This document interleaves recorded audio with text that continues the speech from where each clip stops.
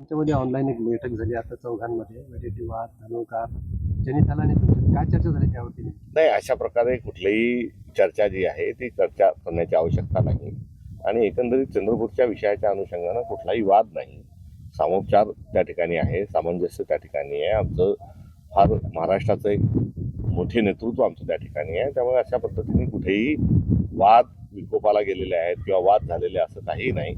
आमचे 27 नगरसेवक हे आम्ही एकसंघ स्वरूपात आहोत आणि चंद्रपूरला काँग्रेसचाच महापौर हा तिथे आपल्याला बसलेला दिसून येईल. काय नेमकी चर्चा झाली काही? नाही, अशा पद्धतीने कुठल्याही प्रकारची चर्चा किंवा वाद किंवा काही असं काहीही नाही. धानोरकरांनी काय मांडणी केली त्याच्यामध्ये वडेट्टीवारच्या विरोधात काय बोलले त्यांनी? कुठेही काही कोणी कोणाच्या विरोधात काही बोलण्याचा विषय नाही. आणि कुटुंबामध्ये ज्या पद्धतीनं चर्चा होतात त्या पद्धतीनं अत्यंत आदराने आणि सगळ्यांच्या सामंजस्याच्या भूमिकेतून आमचं सर्वच तिथे नेते आणि नगरसेवक हे प्रतिसाद देत आहेत. ते रामू तिवारी तर ते स्टेबल आहेत त्यांच्या ह्याच्यावरती रामू तिवारी चंद्रपूर हां रामू तिवारी जे आहेत त्यांचे ते स्टेबल आहेत की ते गट वडेट्टीवारांच्या सोबत आहेत? रामू तिवारी हे चंद्रपूर शहर जिल्हा काँग्रेस कमिटीचे अध्यक्ष होते आणि ते आमचे उमेदवारही त्या ठिकाणी होते. त्यामुळे त्यांनी देखील त्यांची भूमिका काय ही मला निश्चित माहिती नाही. मात्र पक्षाला पोषक अशा स्वरूपाची भूमिका त्यांनी मांडावी अशी माझी त्यांच्याकडून अपेक्षा आहे. आज जे काही महत्वाच्या नेत्यांची आपली एक व्हीसी पार पडली त्यामध्ये काय नेमकी रणनीती असणार आहे पुढची? नाही, अशा पद्धतीने कुठलीही व्हीसी किंवा कुठल्याही स्वरूपामध्ये वाद हा विकोपाला जायचा आणि अशा काही चर्चा होण्याचा प्रश्नच नाही.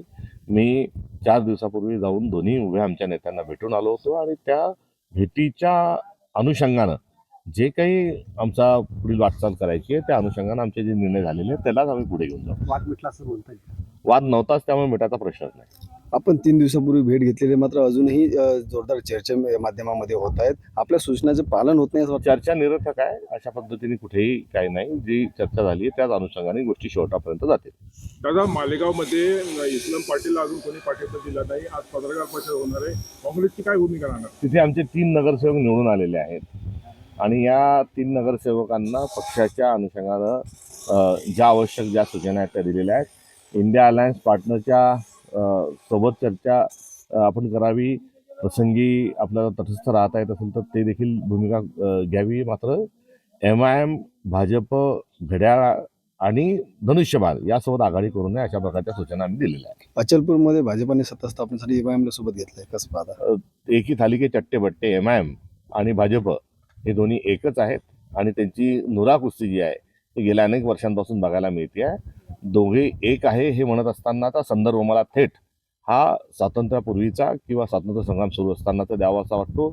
भारतामधून चले जाव चळवळ सुरू असताना मुस्लिम लीग आणि तत्कालीन भाजप म्हणजे हिंदू महासभा जनसंघ हा जो होता हा एका सुरामध्ये इंग्रजांच्या सोबत कुठेतरी ते आपल्याला आढळून आले. एवढंच नाही तर मोहम्मद अली जिन्ना यांची मुस्लिम लीग आणि श्यामाप्रसाद मुखर्जी अर्थात आजची भाजप हे एक होते. मुस्लिम लीगचा मुख्यमंत्री होता तर उपमुख्यमंत्री श्यामाप्रसाद मुखर्जी हे भाजपचे होते.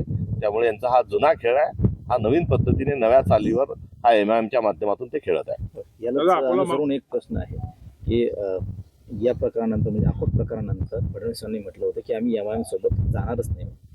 ते जे म्हणतात अगदी त्याच्या उलट करतात. त्यांनी एकेकाळी आम्ही राष्ट्रवादी काँग्रेससोबत जाणार नाही असं त्रिवार त्यांनी उच्चार केला होता. मात्र ते गेले नुसते गेलेच नाही तर सत्तेत देखील सहभागी झाले आणि घट्ट मैत्री स्वरूपामध्ये ते आहेत. त्यामुळे त्यांचं विधान हे राष्ट्रवादीच्या संदर्भात जसं होतं अगदी जसंच्या तसं हे MIMच्या संदर्भात आहेत. आणि पुढच्या काळात हे दोघे सत्तेमध्ये एकत्र आल्याचं आपल्याला बघायला मिळालं तर आश्चर्य वाटायला नको. लोकशाही मराठी ऐका, पहा, जागरूक रहा.